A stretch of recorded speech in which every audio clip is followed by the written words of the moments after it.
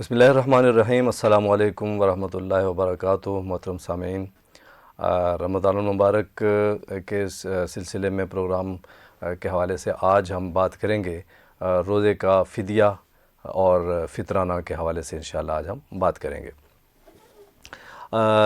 روزے جو انسان رمضان المبارک میں اگر نہ رکھ سکے تو اس میں یہ بات ذہن میں رکھنی چاہیے کہ نہ رکھ سکے ایک یہ بات ہے، دوسرا ایک آدمی نہ رکھے جان بوجھ کے اور روزہ توڑ دے وہ الگ بات ہے۔ تو یہ دو باتیں الگ الگ ہیں۔ جو آدمی نہیں رکھ سکتا وہ مریض ہے، کوئی پریشانی ہے، یا وہ سفر میں ہے، سفر کی وجہ سے رکھنا اس کے لیے مشکل ہے، یا مشکل نہیں ہے پھر بھی سفر کی وجہ سے وہ نہیں رکھ رہا، تو اس وجہ سے رمضان المبارک کے روزے جب نہیں رکھیں گے تو اس کے حوالے سے اگر انسان کے ذمہ روزے رہ گئے تو فدیہ اگر دینا چاہیں تو اس کے کیا اصول و ضوابط ہیں۔ پہلی بات تو یہ ہے کہ اگر روزہ قضا ہو جاتا ہے، انسان کا روزہ رہ جاتا ہے، بیماری ایسی ہے کہ جو اس وقت بیمار ہے انسان لیکن بعد میں انشاءاللہ ٹھیک ہو جائے گا، تو پھر یہ روزہ قضا کرنا ہے، اس روزے کا فدیہ نہیں دینا۔ سفر میں ہیں، سفر کی وجہ سے روزہ نہیں رکھ پا رہے، نہیں رکھ رہے، تو جب سفر نہیں ہوگا گھر پہنچیں گے رمضان المبارک کے بعد ان روزوں کی قضا کرنی ہے، ان روزوں کا فدیہ نہیں ادا کرنا۔ فدیہ کب ادا کرنا ہے یہ بات ذہن میں رکھیں۔ ایک تو تب ادا کرنا ہے فدیہ کہ بیماری ایسی ہے کہ جو دائمی ہے، اب یہ بیماری ختم ہونے کی امید نہیں، توقع نہیں، تو روزہ بھی نہیں رکھ سکیں گے، تو اس لیے اب ساتھ ساتھ فدیہ ادا کر سکتے ہیں، قضا کرنے کی انتظار نہ کریں، فدیہ ادا کر سکتے ہیں ابھی۔ دوسری یہ کہ اگر اتنا عمر ہو گئی، وقت گزر گیا لیکن قضا نہیں کی، تو اب بوڑھے ہو گئے، اب ہمت نہیں رہی، اب قضا نہیں کر سکیں گے روزوں کی، جو چھوٹے ہوئے روزے ہیں، تو اب ان کا فدیہ دینا ہے، یعنی ان کا فدیہ دینا ہے۔ اور تیسری صورت یہ کہ ایک آدمی کے ذمہ روزے تھے اور نہیں رکھ سکا، وہ فوت ہو گیا، تو اب یہ تین صورتیں ہیں، اس صورت میں فدیہ ادا کیا جائے گا۔ یا بیماری دائمی ہے، عذر ایسی پریشانی جو ہے وہ دائمی ہے، یا قضا کرنے تھے، وقت تو گزرا، کئی سال گزرے لیکن اب بوڑھے ہو گئے، اب نہیں کر سکتے، تو اب فدیہ دینا ہوگا۔ اور تیسری صورت یہ کہ بندہ فوت ہو گیا، روزے رکھنے تھے، اس نے قضا کرنی تھی لیکن یا تو وقت نہیں ملا، یا وقت تو ملا تھا لیکن فوت ہو گیا، تو اب فوت ہونے کے بعد پتہ تھا وارثوں کو، اس نے خود بھی نوٹ رکھا، تو اب روزوں کا فدیہ ان کا ادا کرنا ہے۔ تو یہ تو ہو گیا فدیہ۔ فدیہ کتنا ہے؟ فدیہ جو ہے روزوں کا وہ ہے 2.25 کلو جو گندم کا آٹا جو ہم استعمال کرتے ہیں اس کے 2.25 کلو کی قیمت، یعنی 2 کلو احتیاطاً کہا جاتا ہے، 2 کلو کی قیمت، تو 2 کلو آٹے کی جو قیمت ہے وہ ایک روزے کا فدیہ ہے۔ اور پھر اسی انداز سے ایک اور لفظ بولا جاتا ہے کفارہ، روزے کا کفارہ۔ دیکھیے روزے کا فدیہ تو مجبوراً جو روزے نہیں رکھ سکے تو اس کا فدیہ ہے، لیکن جو کفارہ کہتے ہیں مٹانے والی چیز، فدیہ کہتے ہیں بدلے کو، کفارہ کہتے ہیں مٹانے والا۔ فدیہ جو ہے نا، یہ بدلہ کس کا بدلہ؟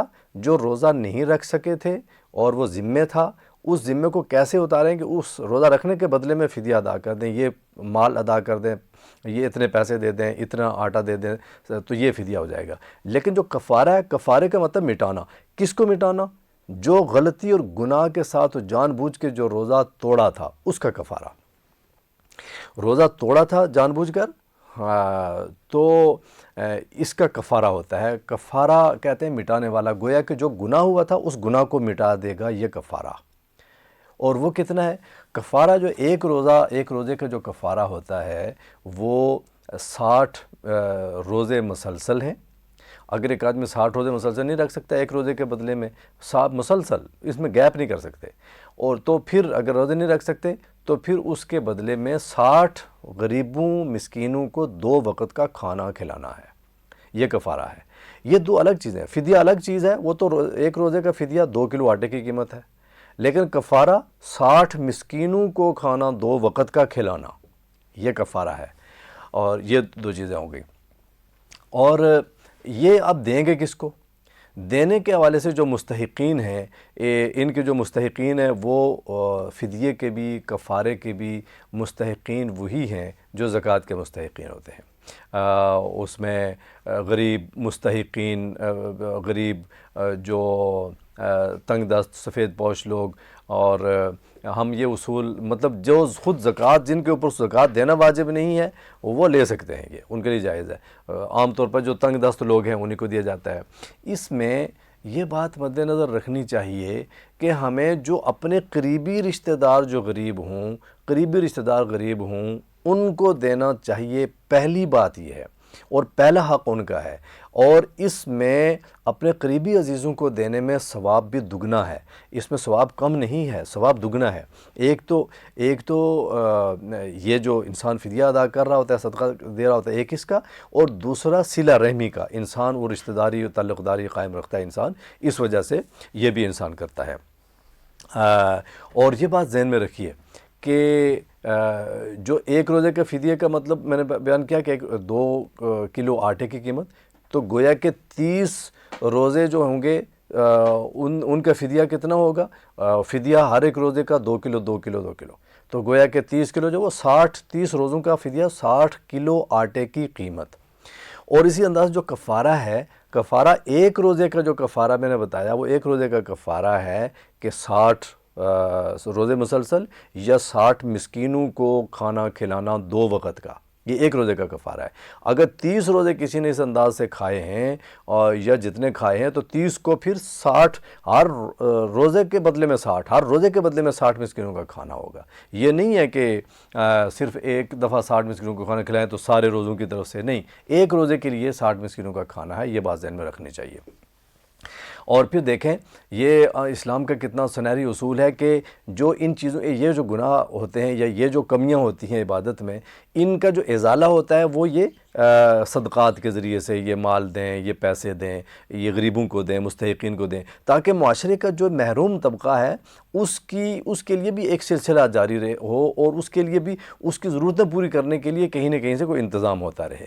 تو اس والے سے ہمیں غریب اپنے رشتہ داروں کو سب سے پہلے فوکس کرنا چاہیے، اور اگر رشتہ داروں میں کوئی نہ ہو تو اس کے بعد پھر پڑوسیوں کا پتہ ہونا چاہیے، اڑوس پڑوس میں کوئی اگر مستحق ہے تو ان کو دینا چاہیے، اور اس کے بعد پھر ہم باہر دیکھ سکتے ہیں۔ لیکن یہ بات ذہن میں رکھنی چاہیے کہ بعض اوقات جو مختلف رفائی ادارے ہیں ہم ان کو دیتے ہیں، تو رفائی اداروں کے حوالے سے ہمیں بہت تسلی اور اطمینان کرنا چاہیے کہ ان کا نظام اچھا ہے اور ان کا کام صحیح ہے، نظر بھی آتا ہو، اور ان کے شرعیہ حوالے سے ان کے لوگ بھی موجود ہوں، ان کے علماء ان کے ساتھ ہوں، مفتیان کرام جو شریعت کے ان اصولوں کے حوالے سے ان کے رہنمائی کرنے کے لیے ان کی ٹیم موجود ہو۔ ایسا نہ ہو خود دعویٰ کر کے خود تو زکوٰۃ اور فدیہ اور فطرانہ اور کفارہ وصول کرنے والے ادارے نہیں ہونے چاہیے، خود دعویٰ نہیں ہونا چاہیے کہ ہم سب جانتے ہیں، بلکہ اس حوالے سے آج کے دور میں یہ ضروری ہے کہ شرعیہ ٹیم ہونی چاہیے، کم از کم 1-2 مفتی ہونے چاہیے، تاکہ وہ چونکہ بعض اوقات بڑی باریک معاملات اور مسائل آ جاتے ہیں تو وہاں پہ ماہرین موجود ہوں، تو اس حوالے سے یہ باتیں ذہن میں رکھنی چاہیے۔ اب اسی کے حوالے سے دیکھیں کہ ہمیں جو فدیہ یا کفارہ یا جو چیز دیں تو اس میں یہ نہیں کوشش کرنی چاہیے، یہ ضروری نہیں ہے، ہمیں سمجھنا چاہیے کہ ہم ان کو کوئی راشن ہی لے کے دیں، کوئی کپڑے ہی لے کے دیں۔ ہم دیکھیں پیسے اگر دے دیں تو یہ ان کے لیے زیادہ آسانی ہے کہ وہ جہاں چاہیں کہ خرچ کر لیں گے، لیکن بعض اوقات لوگ کہتے ہیں احتیاط اس میں زیادہ ہے، جو مستحق ہیں وہ پیسے کو ضائع کر دیں گے، تو وہ ضائع کریں یا نہ کریں، ہمارا صدقہ ادا ہو جائے گا، ہماری طرف سے جو ادائیگی ہوگی وہ ادا ہو جائے گی، آگے ان کا اپنا معاملہ ہے۔ اور پھر اسی کے ساتھ جو فطرانہ ہے، ہم روزے کا جو فطرانہ بھی رمضان المبارک میں فطرانہ ادا کیا جاتا ہے، عید کی نماز سے پہلے عید کے لیے جانے سے پہلے فطرانہ واجب ہے، اور جس کے اوپر زکوٰۃ واجب ہے، اور جو اچھا کھاتا پیتا گھرانہ ہو، کھاتا پیتا خاندان ہو، ان کے اوپر لازم ہے۔ اور فطرانہ جو ایک آدمی اگر اس کے زیر کفالت جتنے لوگ ہیں سب کی طرف سے اس کے اوپر فطرانہ واجب ہوگا۔ اور اگر اولاد ہے اب بڑی ہو گئی ہے اور وہ خود کماتے بناتے ہیں تو اس اولاد کو جو خود کماتی بناتی ہو اس کو خود اپنا فطرانہ ادا کرنا اس کے اوپر الگ واجب ہے۔ میاں بیوی الگ الگ جاب کرتے ہیں، بیوی بھی الگ جاب کرتی ہے تو بیوی کے اوپر بھی لازم ہے کہ اپنا فطرانہ خود ادا کرے، پھر خاوند کے اوپر لازم نہیں ہوگا۔ لیکن اگر کوئی اور جاب نہیں کرتے تو بچے چھوٹے ہیں یا کماتے نہیں ہیں اور اس طریقے سے والدین ساتھ رہتے ہیں، بیوی ہے اور وہ کماتی نہیں ہے، تو پھر میاں کے اوپر ہی یہ لازم ہے، یہ فطرانہ ادا کریں گے۔ اور بلکہ اس میں ہر چھوٹا بچہ بھی کی طرف سے بھی واجب ہوگا۔ مثال کے طور پر اگر عید کی نماز، عید کے دن جو صبح صادق ہوتی ہے، سحری کا وقت ہے، صبح صادق سے پہلے اذان فجر کا وقت جب داخل ہوتا ہے اس سے پہلے اگر کوئی بچہ پیدا ہو گیا تو اس کی طرف سے بھی فطرانہ واجب ہوگا۔ اور فطرانے کی شرح بھی وہی ہے کہ یہ جو عام طور پر جو 2 کلو آٹے کی قیمت ہے یہ فطرانے کی جو ہوتی ہے، اور جو گھر میں ہم آٹا استعمال کرتے ہوں اسی کا کرنا چاہیے۔ اور اسی انداز سے اگر آٹے سے نہیں تو پھر کھجور سے اگر کریں تو 3.5 کلو کھجور، 3.5 کلو کھجور کی قیمت دے سکتے ہیں۔ زیادہ اچھا جو ہے وہ کشمش، 3.5 کلو کشمش کی قیمت زیادہ، جو اچھے صاحب حیثیت لوگ ہوں تو ان کو زیادہ والا فطرانہ ادا کرنا چاہیے۔ چھوٹے والا فطرانہ یہ کم آمدن اور کم خوشحال لوگ جو ہیں ان کے لیے ہے۔ جو زیادہ صاحب حیثیت لوگ ہیں، اللہ نے جن کو بہت نوازا ہو تو ان کو کشمش اور کھجور کے اعتبار سے ان کو فطرانہ ادا کرنا چاہیے اور صحیح مستحقین تک پہنچانا چاہیے۔ نماز عید کو جانے سے پہلے ادا کرنا چاہیے، ورنہ یہ پھر صحیح ادائیگی نہیں ہوگی۔ اگر نماز عید کے بعد فطرانہ ادا کیا جائے گا تو یہ فطرانہ نہیں ہوگا، ویسے صدقہ ہوگا۔ نماز عید سے پہلے ادا کرنا ضروری ہے۔ اور اگر یہ فطرانہ جو ہے اس کی حکمت یہ ہے کہ روزوں میں جو کمی کوتاہی انسان سے ہو جاتی ہے تو اس کا ازالہ کے طور پہ، تاکہ کوئی کمی کوتاہی ہم سے جو روزوں کے احترام میں، آداب میں جو ہو گئی تو اس کو اللہ تبارک و تعالیٰ معاف فرمائے۔ اور غریبوں کو دے کے تو یہ ازالہ کروانا ایک نظام ہے دین اسلام کا۔ اللہ تعالیٰ ہمیں ان چیزوں کو سمجھنے کی اور ان پر صحیح معنوں میں عمل کرنے کی توفیق عطا فرمائے۔ وما علینا الا البلاغ۔